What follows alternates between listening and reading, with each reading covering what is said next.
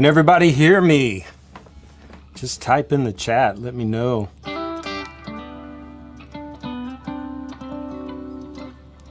See, Sandra's here, Jody's here. Got some people from across the ocean. Marcy, Diane. Hey, Diane. So you guys can definitely hear me. Al, good to see you here, Al. All right, Jason says yes. Leonard says yes. Let's give everybody a chance to get on here.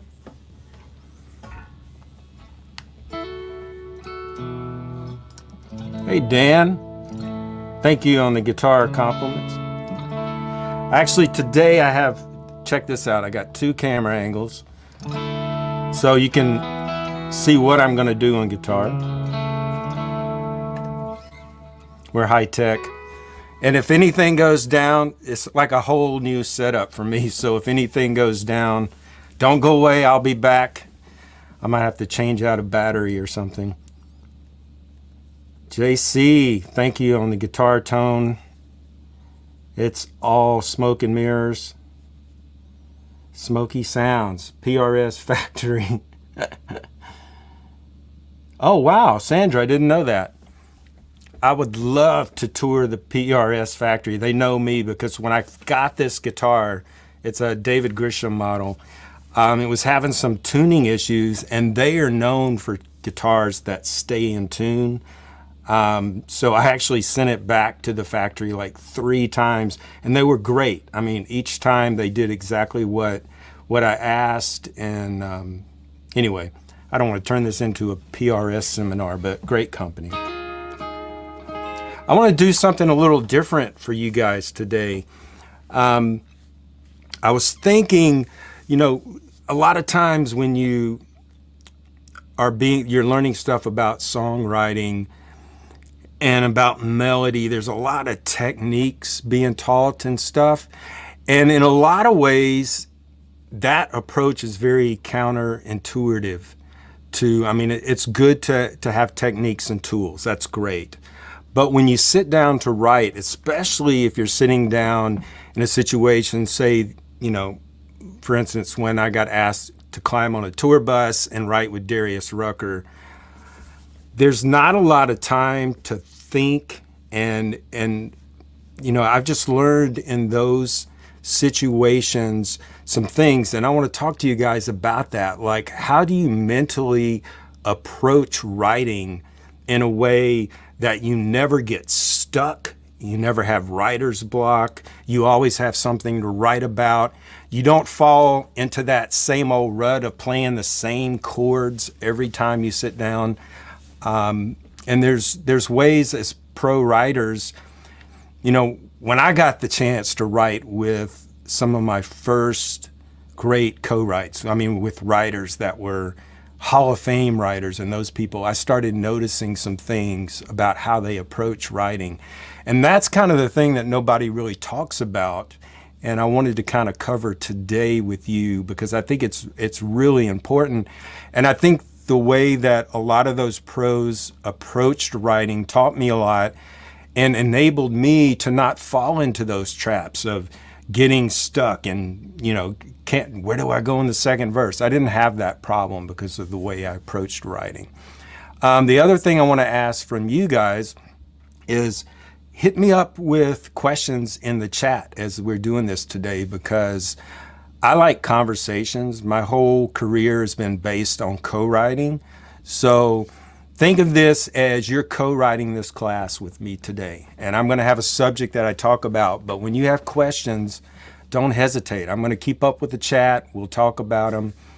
Oh, good to see you, Joy. Seeing some of my Jim, Joe, seeing some of my ex-Melody Masterclass students here. Excellent.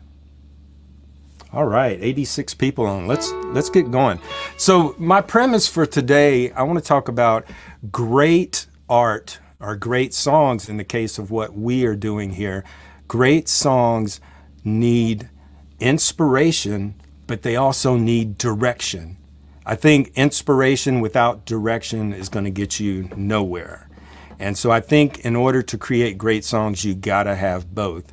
And the cool thing about direction is that it can lead to inspiration, and how many times, and what I mean by direction is, say for instance, whenever you've had a life experience that's been traumatic, say you broke up with a girlfriend, or you lost a loved one, or you fell in love for the first time, you're overcome with these emotions.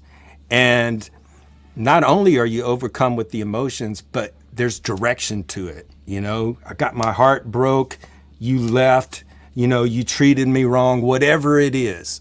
There's a clear-cut vision and direction of what happened. And that's why a lot of times those songs, people go, I get my best songs when I'm inspired to write. Because a lot of times inspiration will come with direction. But what happens when you don't, as a pro writer, we can't afford to show up to write with an artist or a co-writer each day and go, well, I'm not inspired. We can't afford to be a slave to that muse. So you need to have direction. And the cool thing about direction is it will lead to inspiration. My friend Jack Timpson used to tell me how he and Glenn Frey from the Eagles would sit down to write. They would literally sit down, open a bottle of wine, light a candle, and invite the muse to join them. They weren't waiting for the muse to show up. They sat down to work and invited the muse to join them. So the direction is going to give you a platform to invite that muse to come. All right, Joyce is here. And I'm going to give you some examples of how it's helped me, this directional focus, with some of and give you applications of how I applied it to songs that I've had success with. And looking back, I can tell you that every song I've ever had a hit with, they've all had direction and intention when writing. And what I mean by that is I found early on that the great writers I were writing with didn't just show up and hope something would happen. They would show up with either a great title, a music direction, and it could be anything. They could go, hey, I was hearing this chord progression with, maybe it's this tom kind of groove that goes all the way through on the drums, like that Coldplay song. And that gives you a springboard. That gives you a direction to jump into, and then from there you can kind of, that's when the point where the ideas start coming and the inspiration tends to join you when you have a starting point.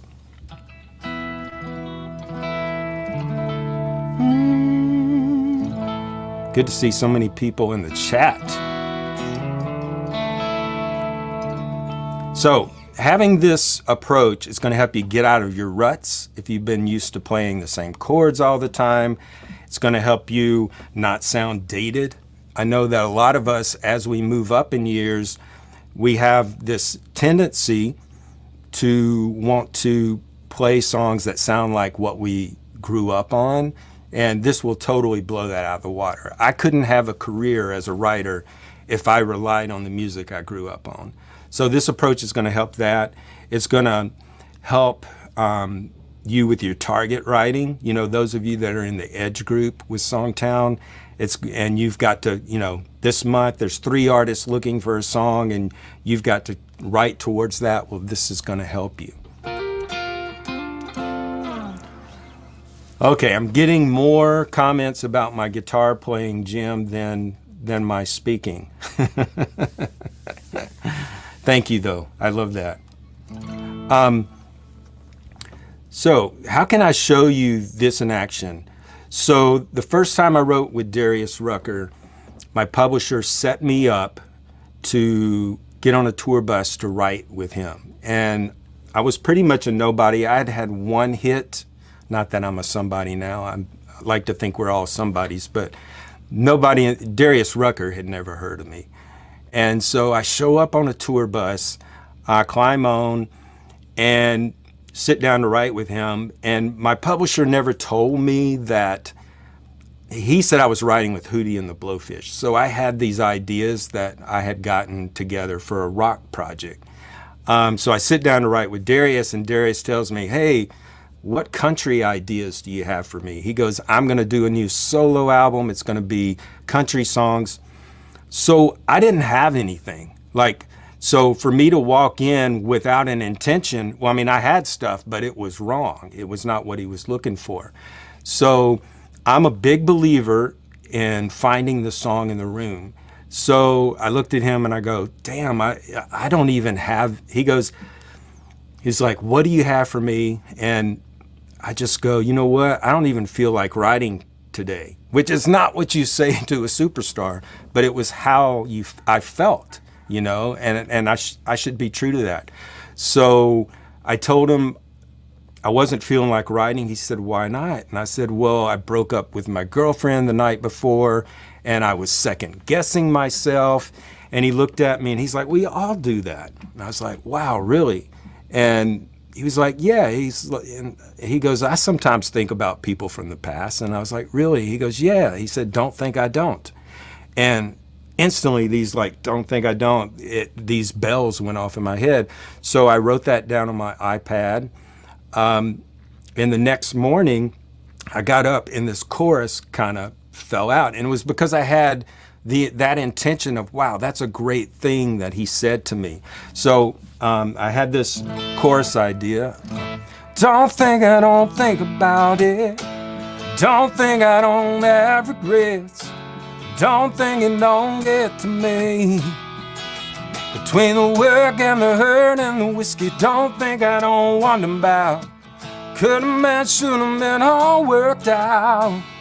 I know how I feel, and I know what I said. Don't think I don't think about it. Okay, so I had this idea. I mean, the chorus literally fell out. And that's, when we talk about, some people would say, well, I was inspired and it fell out. But no, I had that thought of, Darius said this, I'm feeling this way about a relationship, and it sparked that chorus. So I played it for Darius that morning after he got done with his morning radio interviews, and he loved it. So immediately, the one intention I had, and this is where intentions come in again, that I knew Hootie and the Blowfish were guitar riff bands. They had a lot of guitar riffs in their music. So my intention coming in was I need to write something that had a guitar riff for them. So this, it's just basically a song in the key of A doing 1, 6, 5, 4. I mean, it's a very basic thing. It's strumming, there's no riffs. And so I said in my head, I was like, to bridge him from rock to country, I need a riff. I need a guitar riff. So it came time sitting there with him to write this verse. What am I gonna do? Another thought popped into my head is I always wanted to write a verse starting on the 5 chord. So if I'm in the key of A, the 5 chord would be an E. And it's unusual for a song to start that way. I've heard a few, over the years. And so this is why intention is important. I had the intention to write a guitar riff, and I had an intention to write a song that started the verse in the 5th of the scale. So instead of A, I wasn't gonna go back to A like a lot of songs do. I was gonna go to a 5 chord. So this is intention. Now remember, when you have these intentions, you have to trust it. I didn't know when I went to that 5 chord, well, how am I gonna get back to the 1 in the chorus? I wasn't thinking that way. All I knew was I have this direction, this focus, this intention, start the verse on the 5 chord, build it and they will come. So I started playing around with a riff starting on the 5 chord. And he was like, is that in a different key? And I was like, I don't know. Because, the chorus is, Then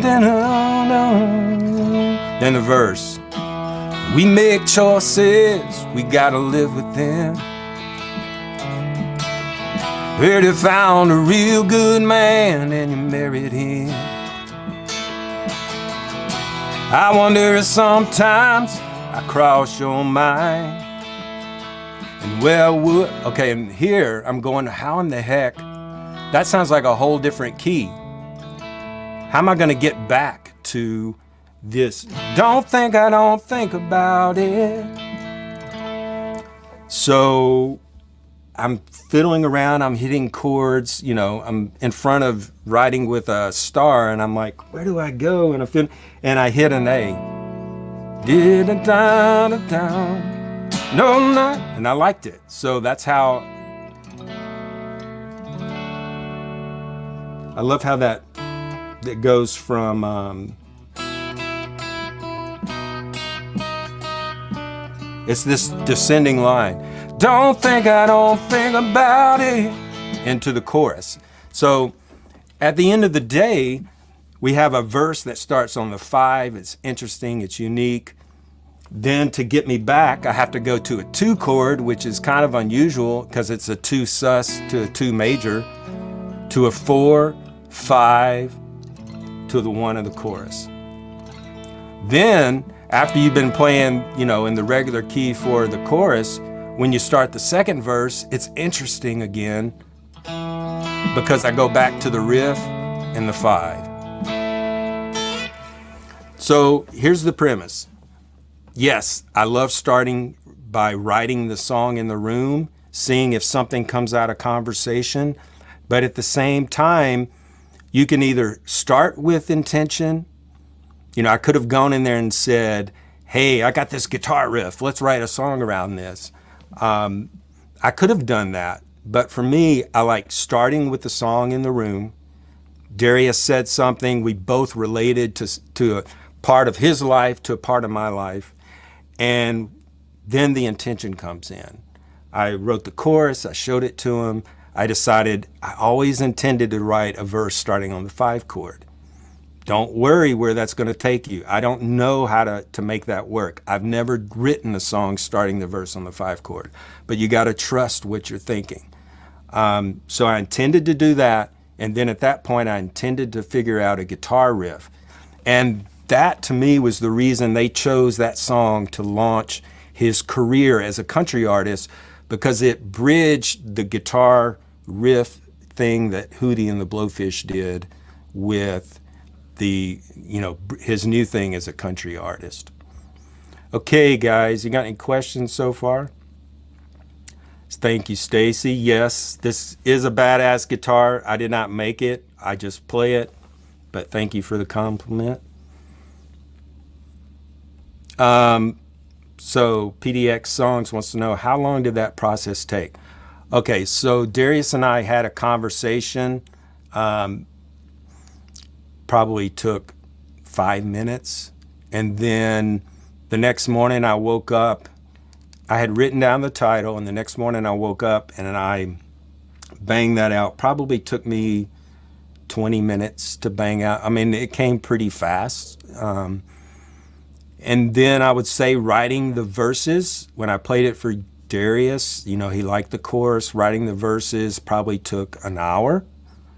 And from that point, so what have I got into it? Maybe like 90 minutes. Now, you can look at it and go, okay, they wrote a song in 90 minutes and it's been playing on the radio since 2011, pretty nonstop on country classic radio. But I had years of building up my skills, building up my tools, and that's what I want to talk to you guys about as your tools today. So what looks like 90 minutes of actual work is many thousands and thousands of hours that go into putting that together. That's why it's important, I think, that you start practicing these things now. I think in songwriting, sometimes we get lucky and something's handed to us, like that chorus was handed to me in a way. But then you've got to know how to take that gift and how to make it into something that works, that is killer, that people are going to want to sing in the audience, that radio is going to want to play for 20 years. That's where I think the skill level comes in, is taking that inspiration, having the direction and the intention of where you want to go with that inspiration. When you come up with a melody, Jane's asking. Oh, Jane, did I see you just won an award for commercial photography? Congrats on that. So she's asking, when you come up with a melody, do you start with how the line is spoken? No. And I'm not a big believer. Used to, people would go, you can only sing a line if you speak it that way. And to me, that's very limiting, because sometimes you come up with really cool hooks by singing a word in a way that you wouldn't normally say it. And that's again goes to intention. If you intentionally do it because it's right, because you hear it, it's right, and it feels right, that's one thing. To do it because you don't know what you're doing and you don't have the skills to make it sound like you were speaking, that's one thing. So I think, yeah, it's good practice to learn how to make melodies sing like you speak them, and get that under your fingertips, but also be able to break those rules and go past that. Let's see what else we got here. Keep them questions coming. How did you and Darius interact to write that lyric? Well, like I said, I played him the chorus. He loved it. I think I came up with, no, I'll tell you what, this is interesting. This is the thing about Darius, is his instincts are really good when it comes to writing. So originally, I didn't know what the second line of the chorus was. It was like, don't think I don't think about it. Don't think I don't think about you. Don't think I don't. And I knew that wasn't right because I needed a rhyme. And so I said, don't think I don't think about you. And he instantly jumped in. He goes, don't think I don't have regrets. And that was totally his line. Originally in the chorus, when I first played it for him, in the middle of the chorus, don't think it don't get to me. Between the work and, originally I had between the road and the shows I had between the road and the shows. And he's like, oh, I've got several songs that talk about the road and the shows. And he goes, let's make this more about everyday man, that not many people are out on the road, And so then I go, oh, between the work and the hurt. And work and the hurt and the mess. I mean, gosh, and it was so much better. So that's what I mean. Like every time Darius says, that's not quite right, it always leads to something better. Either he'll have the idea or he'll say something that sparks an idea from me. And that's what I mean about a back and forth. Do you have any advice for meeting other writers when you don't have a pub deal? Yes, Brady, save that. I got plenty of advice on that. Save that, and we'll talk about that at the end when we're done talking about more of the songwriting stuff. How do you keep your song starters in a book? Okay, here's the thing. I know some people, like if you talk to Marty Dotson, he has a spreadsheet app that he'll actually go in and write titles and then put the name of a writer next to it that he wants to write that title with. And he'll say, oh, this is a reggae feel, or this is this. For me, I just keep them on my iPhone. I just keep, I have a note in there that says titles, and I probably have 300 titles in there. But having said that, I usually like to walk into the room like I did with Darius and try to talk and have some conversation and try to pull something that's real in the room that day. And I've had a lot of success with that. The first time I met this artist, John Wiggins, man, John wrote some great songs. The first time I sat down to write with him, he started telling me his life story. And he just had kind of one tragedy after another. And he looked up at one point and he goes, yeah, you can say it. My life's been a country song. And I immediately started playing a chorus, and we wrote this song called My Life's Been a Country Song that Chris Cagle cut. So that's what I mean. If I can pull something from the emotion in the room, then you know it comes from a real place. And that's the thing that people think, oh, hit songwriters, they're just trying to come up with something that is a hit, a stupid idea that's going to be hit. I don't know. I've written with Hall of Fame writers. I've written with so many people over my career, and no one ever came in writing, let's dumb this down and just write a hit song today. I mean, we're always trying to write the best thing. And even if you're writing a silly song like a Red Solo Cup that Toby Keith had a hit with, even if it's a fun, silly song, you're still trying to put a high level of craft into it. Ann asks, did you agree a song plan at any point? It sounds like you just built it up. I got what you're saying. Did we come up with like a lyric map? Here's the thing with pro writers, we don't sit down and do a formal song map. That usually doesn't happen. I'm not saying it's never happened. It usually doesn't happen. But I like this question, Ann, because it's important when you're learning to write to be able to map out a song. Marty Dotson has a great book on that called Song Building, where you actually can, you learn to map out a song. That's good stuff. Most of the time when I'm writing with an artist or I'm writing with another pro writer, somebody will throw out a title and you'll just talk for a minute. Oh yeah, like in the verse we could do this, and then the chorus could be about that. Is that how you're hearing it? And then they might, they might say, I thought my chorus would be more like this, and they'll throw out something else. So I think we do a form of mapping because we talk about it. And we don't always, sometimes we wait, a lot of times we don't talk about the second verse till we get there. But here's why it's okay. When I first started writing songs, I would try to write everything into that first verse and chorus, and it left me nowhere to go in that second verse. When the writers I write with, we pretty much understand the pacing of how songs go. So we know in the first verse you need character, context, and setting. The music is just setting the mood. You don't tell the whole story and idea of the song in the first verse. So if you're not doing that, if you go, hey, in the first verse, let's do this, and the chorus, yeah, that's our title.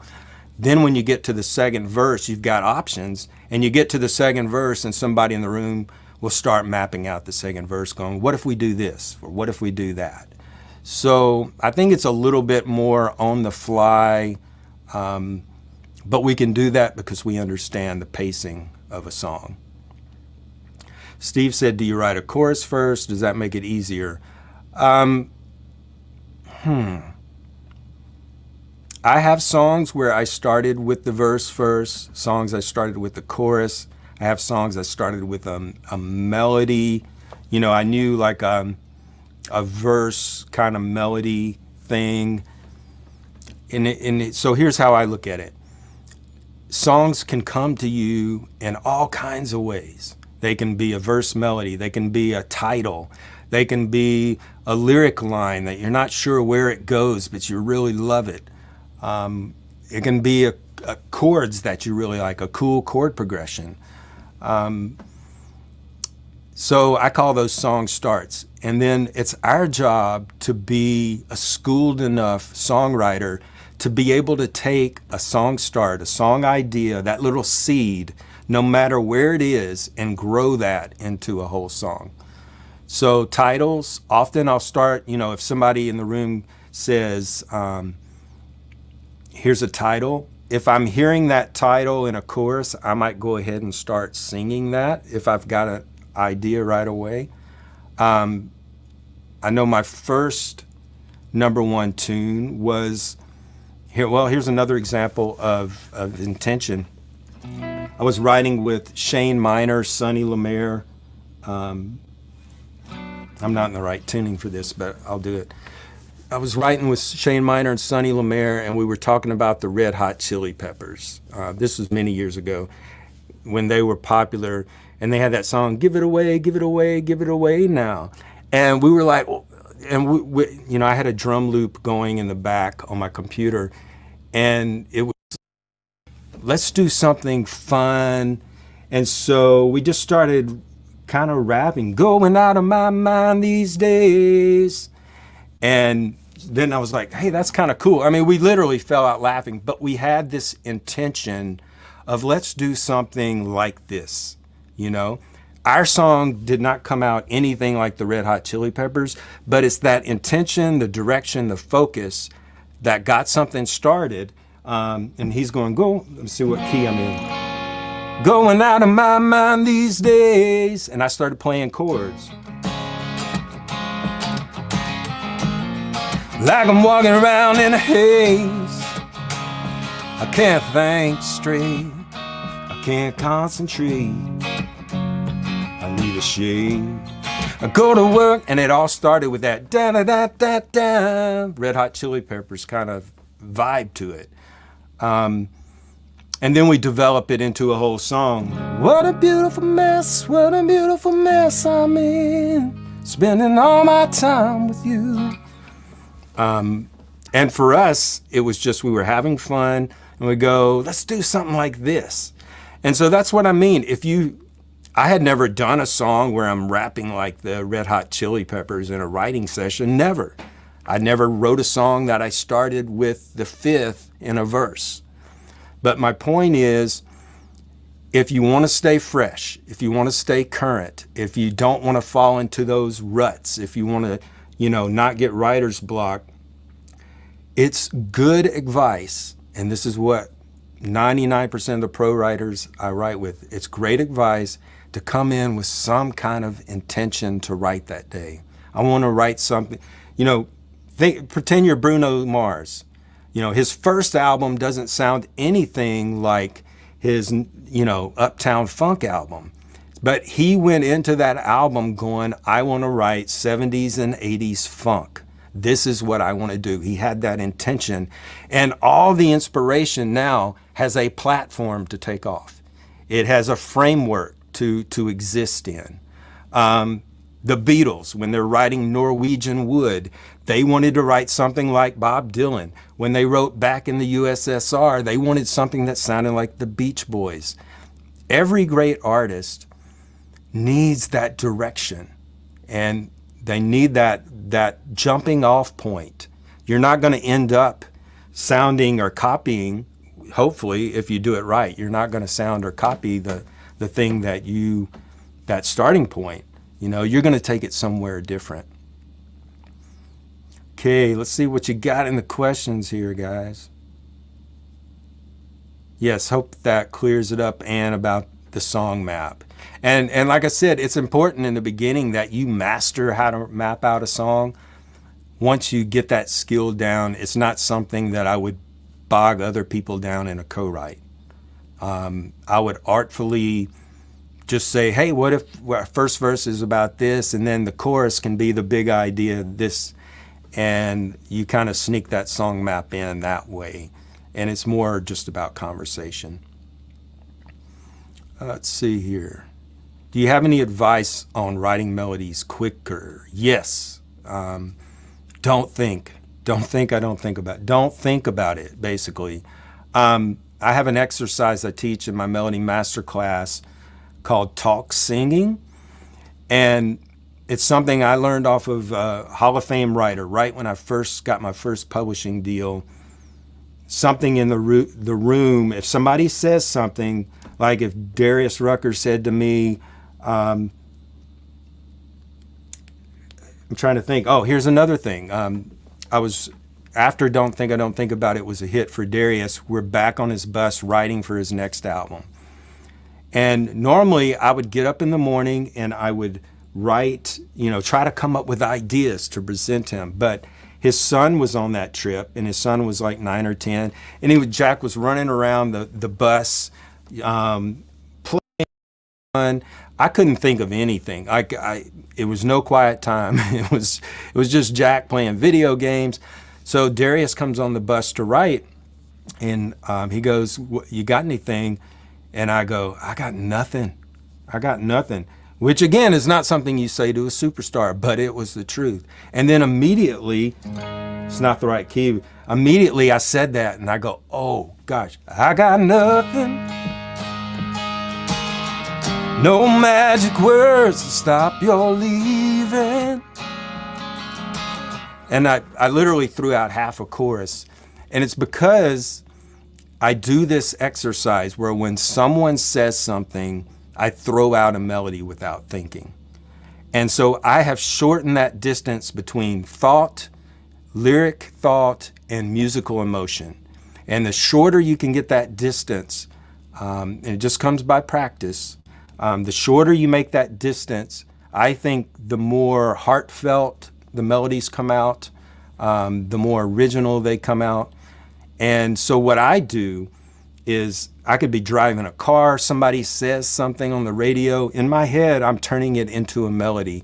And not only into a melody, I'm going, what are the best 5 ways I could phrase that, Don't think I don't think about it. Could have been, don't think I don't think about it. Could have been triplets. It could have been, don't think I don't think about it. So whenever I hear a phrase that somebody says in conversation, or I hear something on the news, or I hear something, on a movie, in my brain, I'm playing this exercise. How can I turn that into melody?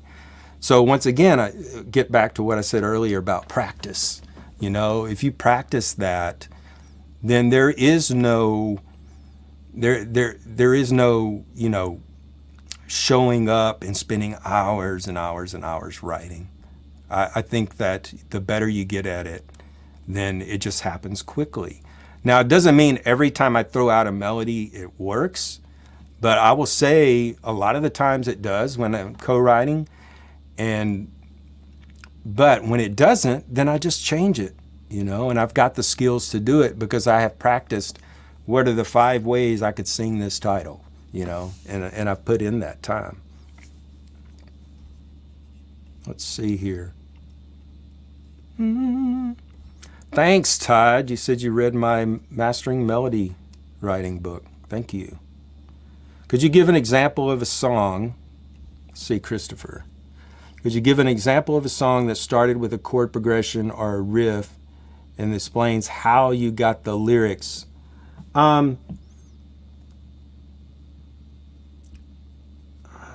Good question. I started out, it's actually a piano song. It's kind of hard to show you on this because I'm not tuned right. Let me see. A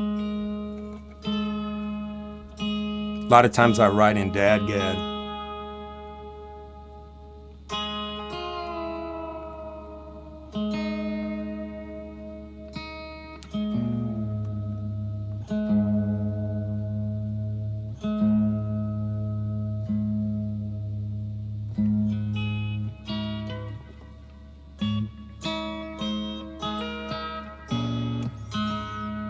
Of course, my this guitar is not used to being in dadgad.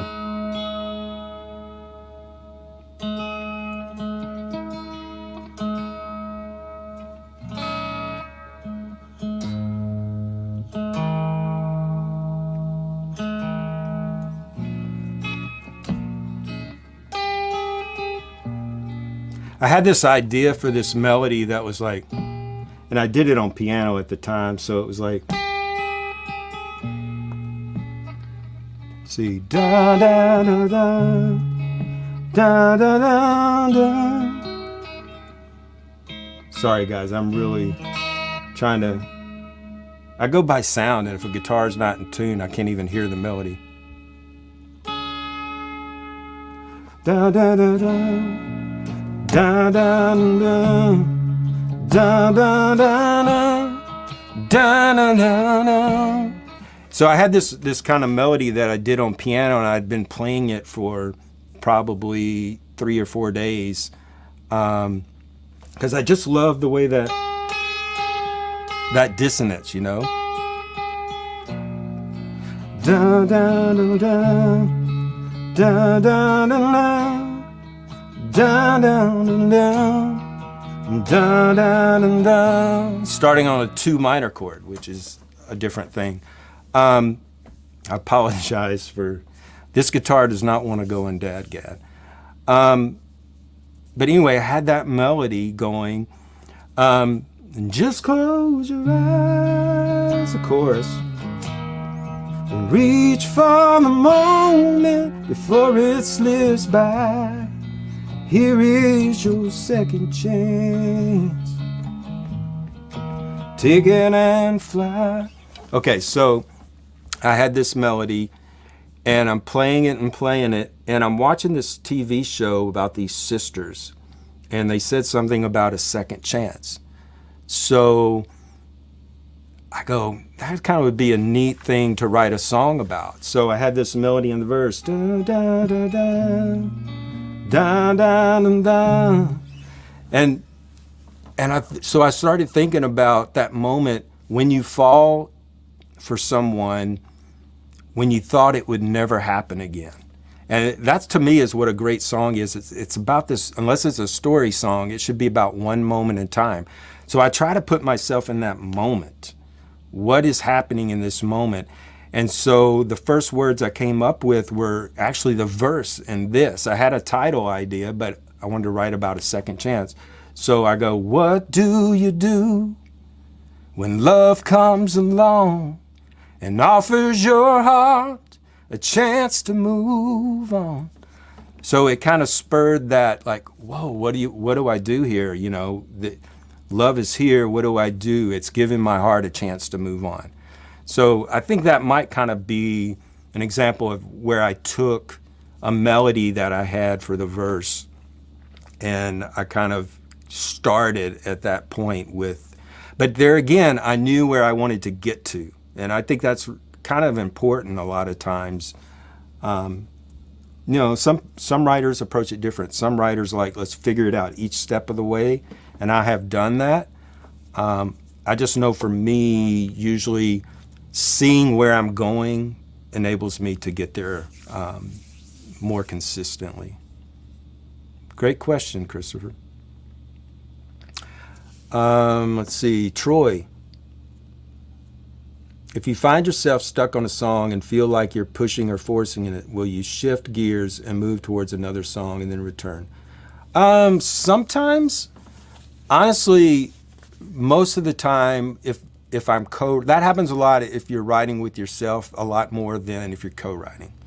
Because when you're co-writing, often your co-writer can pitch in an idea and then that sparks something and you throw something back. But yeah, you know what? But what helps me more than stepping away or starting on another song is sometimes switching instruments. You know, if I'm writing a song and I'm getting stuck, maybe I'll go over to the piano. Let's see that.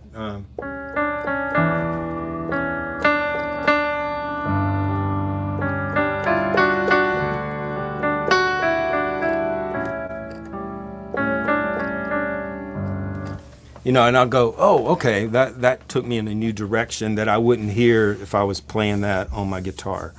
So for me, a big thing, switching instruments. And you're right, you never want to feel like you're forcing it. I think that's where intention comes in. I think because intention gets you outside of yourself. So here's the thing, when we get stuck, it's because we're going, gosh, I just can't think of anything, you know, what am I supposed to do here? I can't. You got to step back and in this intention and direction, instead of doing that, then it's about trying stuff. Well, what if I try this, you know, what if I try going to this chord? I've never done a song that started on the 2 minor. you know. I think that's where you constantly got to challenge yourself and see where that leads. Honestly, I mean, writer's block, Stephen King said writer's block is a luxury of amateurs.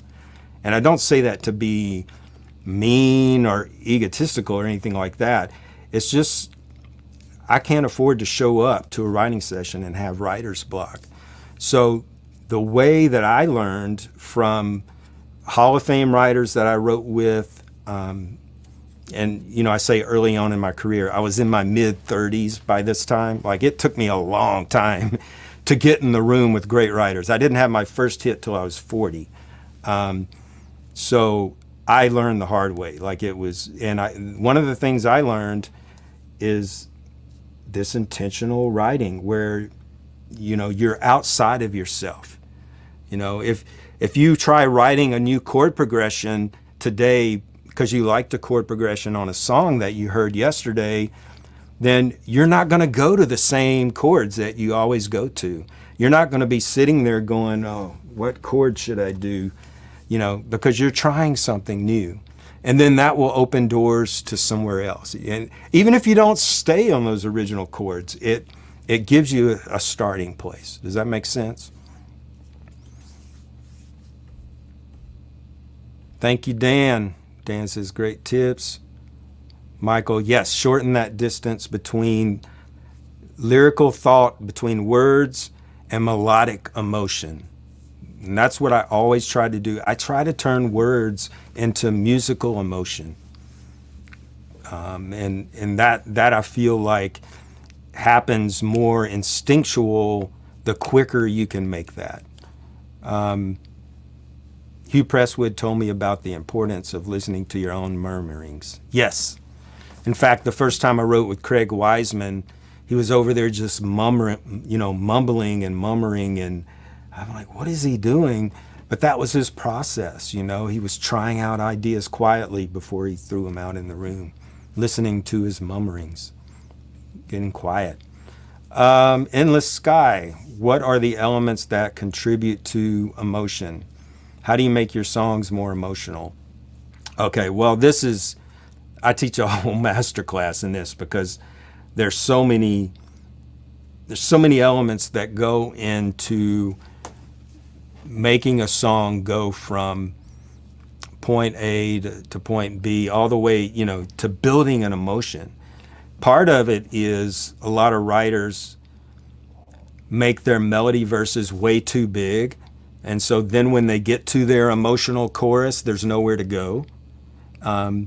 If you listen to just so many great songs, now I'm talking about verse chorus songs, not old jazz songs or anything like that. Verse chorus songs, a lot of them have small melody ranges, let's say small in the verse. Then when they get to the chorus, it opens up and it's bigger. That musically, emotionally creates an effect in somebody.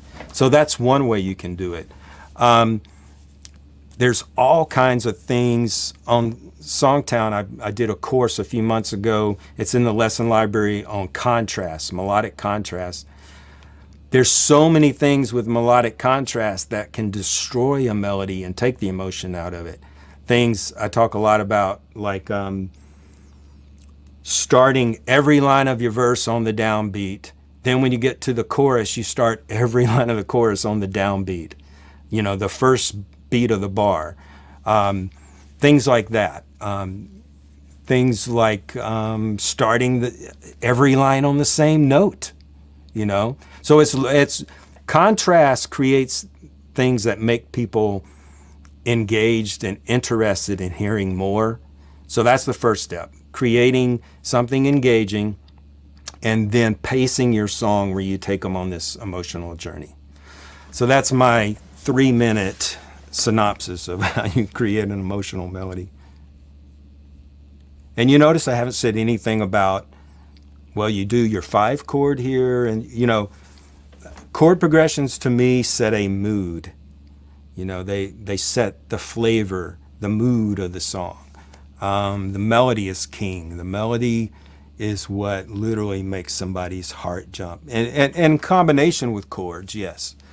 but by and large, most of it, I mean, there's Amazing Grace can be sung a cappella with no chords and rip your heart out if it's being sung at the right time and place. So to me, melody is king with that stuff. Okay, let's take some more questions here. Getting from behind. Beyond says, lines from TV shows can save a song. Yes.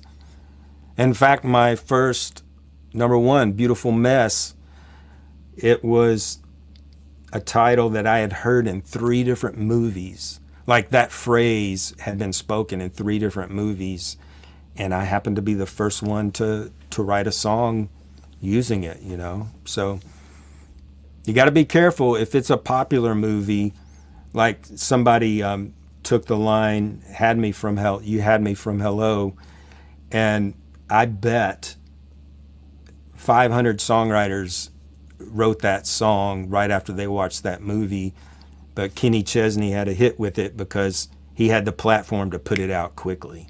So that's the trick. You want to have an original idea when you write, because if 100 other people are thinking of that same title, then it cuts down your chances.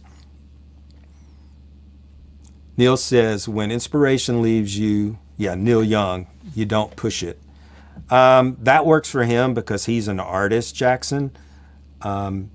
So he can, as an artist, say if he's going to put out an album every couple of years, he's got time to let it sit and percolate. And, he's only got to come up with 12 great songs back. At least that's what he was doing back in the day. Artists put out more songs now. So yeah, that was a great approach, and that worked for him. Your job as a songwriter, if you're not a touring artist, someone like Darius couldn't do this, but your job as a songwriter is to step in each day and be the artist, find the inspiration, come up with something great that day that moves people. That's what you do every day. And I'm not saying that's your goal every day, that's your intention. I'm not saying you do that every day. Maybe a couple of songs a year are truly what you feel like are the best songs you've ever written. But the higher you get your craft up, then those other 100 songs you wrote that year are all going to be pretty good songs too. So, it's like Tiger Woods said when he first started playing golf. He says, my intention is to win every tournament. And people laughed at him. But, for the first 5 or 6 years of his career, he won half of them. So his intention was to to win every time. And he, did it half the time. I would take those. For me, I have to probably write way more than half. Half of my songs don't get cut. So let's see what we got going here. Hey Kim, good to hear from you. Stacy says, does your melody mind work differently when writing to a track? No. Because here's the reason, Stacy. Melody to me is separate and different from your chords or your track. I want a great melody that I could put 100 different chord progressions underneath and it's still a great melody. I've got a video on SongTown where I take a classical melody that was later a pop hit and put a Thomas Rhett beat chord progression underneath that melody. I put a Michael Jackson beat and chord progression under the melody. I put all these different chord progressions under that melody. It's still a great melody. All different kinds of tracks underneath it, all different kinds of chord progressions. So what you want is to be so good at coming up with great melodies that you don't have to, it doesn't matter what the chords are under. Now, yeah, you do hit magical things where you put the right chords under the melody. That can happen, but I still want a melody to stand on its own, if that makes sense. So no, my approach maybe a little different though in the sense of rhythm, Stacy. Like if I hear something in the track and I want to play off of that with a melody, then that might spark a different idea than if I was just writing a melody on guitar. But my approach is not going to be different. I'm still looking to be collaborative with whatever's going on in the room, if that makes sense. Oh, Dawn says something great. Writer's block for me comes when I'm trying to write the perfect thing instead of just writing what comes. Yes, Rory Burke told me that, Hall of Fame writer, when I was asking him years ago about writer's block. He says, it's because you're trying to be perfect. You can't do that. There's a great writer who once said when he steps into the writer's room, his publisher said, when you step into this room, as he was showing him his new writer's room, there are no mistakes. And so I've taken that to heart. And when you sit down to write, there's no right or wrong way. There's only possibilities. There's only this big, grand experiment. And so you keep trying things. And that doesn't mean that whatever comes to you is great. No. You have to know when you do something that's special. So you keep trying, keep spitting out ideas until something comes out that is special. And you're not going to get to the special unless you do the work before it. Like Ed Sheeran says, think of it as dirty water coming out of a faucet. You turn it on. At first, you're going to get this brown, disgusting, rusty water. Then after it's on a little bit, it starts running clean. And so for writer's block, you're not going to get to that great stuff unless you just cut out the writer's block and start spitting stuff out. That's how you get there. Okay, let's get to more of these questions. Matthew, I think of chords as colors. Yes, they are colors. Perfectly said. They create a mood.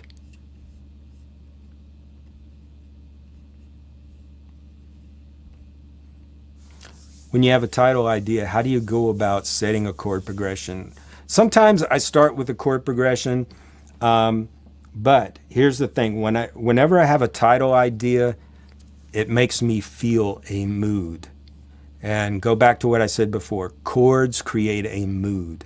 So if I have a title that pops out, then I think about that mood and I try to put the melody and I try to put the chords behind it that are going to fit that mood. Some of it's just instinctual, but the more you do it, like sometimes people will turn in songs on SongTown and they'll have this somber lyric, but the music is real happy. So some of it's obvious, but there's little subtleties. So the only way I can say is trust your gut. Does it feel right? And if you have been trying different grooves, if you have been trying different melodies for the last year, then you're going to have more options available to you. If you only sit down and you write the same chords in the same groove every time you write, you're not going to have any options. That's what comes out is going to be what it is. So writing intentionally and going, today I want to try this chord progression like this song, or today I want to try a groove that's a reggae groove. I've never written a song in reggae. Today I'm going to do that. The more you can do that, the more tools you'll have, the less chance you'll get stuck, and the more you're going to give ideas that come along the ability to be expressed in the right way. Yes, different tunings, Jackson. I agree. I know for me, I started having success years ago when I started playing songs in DADGAD, because what was happening, it allowed me to go to a new place. I wasn't playing the same old chords the same old way anymore. Switching instruments does that same thing, especially if it's an instrument that you're not that good at. So you're forced to use your ear. I call it, when it's an instinct that you have because you're listening to your ear, your auralect instead of your intellect. And I think a lot of times we get into this mental process when writing, and that's my whole thing. We can have another discussion about this. AI, people said to me early on, I was writing some songs with some software guys, and they're going, well, the thing with AI is it'll be a different skill. You'll be able to tell it what you're looking for, and it'll do it. So the people that are better at giving instructions will be the better writers with AI. And I'm going, well, that's fine, but this is not a mental exercise. Writing comes from the heart. It's, if you're singing, it comes from your heart, through your hands, playing an instrument, through so it's not about this intellectual process of thinking. So I try to trust, where's my ear taking me? What, my auralect, not my intellect. So that's a great point, Jackson, that these things, these different tunings will take you to different places. And that's what it's all about, going somewhere you've never been before.